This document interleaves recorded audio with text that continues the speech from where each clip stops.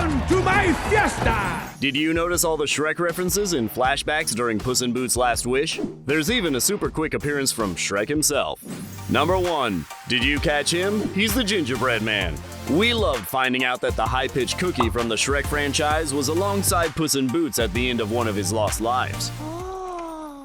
Number 2. We got our Shrek cameo. Fans were desperate to know if Puss in Boots' Last Wish would feature a cameo from the Green Ogre himself, and it did. A really, really, really short cameo. Really? Let me take a look. It's just a quick memory of Puss walking over a log with Shrek and Donkey a la the Lion King. A reference within a reference? Amazing. Number 3. Another Shrek Universe cameo, no strings attached. Did you love the reveal that Jack Horner performed next to Pinocchio? Look, a magic puppet! 'Cause I'm a little boy! It was fun to see the Shrek Universe Pinocchio do the iconic Stromboli puppet show, although we've really got more Pinocchio representation than we can handle at this point. Number 4. Okay, now we're pumped. The flashback Shrek cameo was a nod to Shrek and Puss in Boots' shared past, Oh, come on, Donkey, look at him! but the final scene confirms that the two will share the screen again in the future. No one's that nice. I don't trust you. As Team Friendship approaches the familiar kingdom of Far, Far Away, Puss literally says, Off to find new adventures and to see some old friends. Oh, yeah.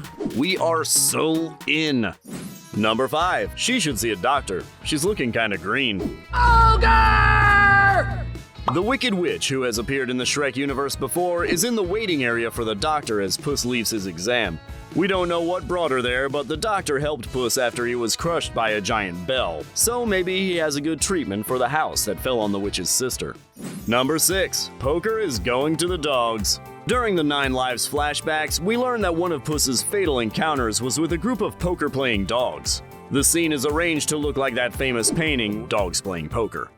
Number 7. Not everything is the MCU. It is one thing to question the official story and another thing entirely to make wild accusations. Sure, the Shrek universe is pretty expansive and at times almost as convoluted as Marvel.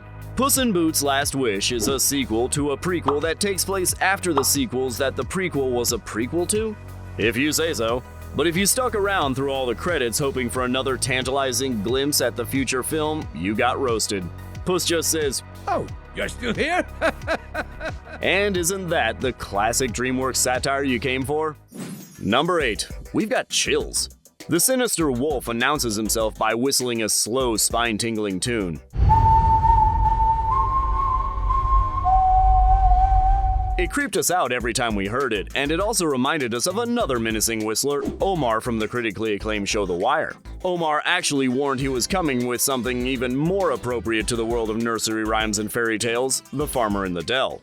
Yo, so come on, yo, Omar's coming, man! Both whistle tunes now have permanent residence in our nightmares. Number 9. Will he be back?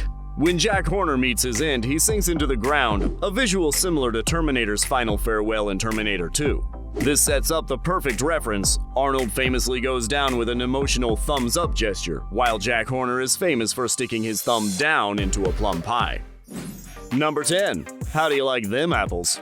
Toxic-looking apples among the many magical objects in Jack Horner's collection that reference Disney fairy tales. Hey, Softpaws, how do you like cheese apples? These poison apples look specifically like the one the witch concocts in Disney's 1937 version of Snow White. It's kind of incredible that the very first feature-length animated film is still relevant enough to reference in an animated film 85 years later. Number 11. If the shoe fits. Another referential artifact in Jack Horner's office is Cinderella's glass slipper. While he packs for a vengeful journey, he decides to leave the slipper behind.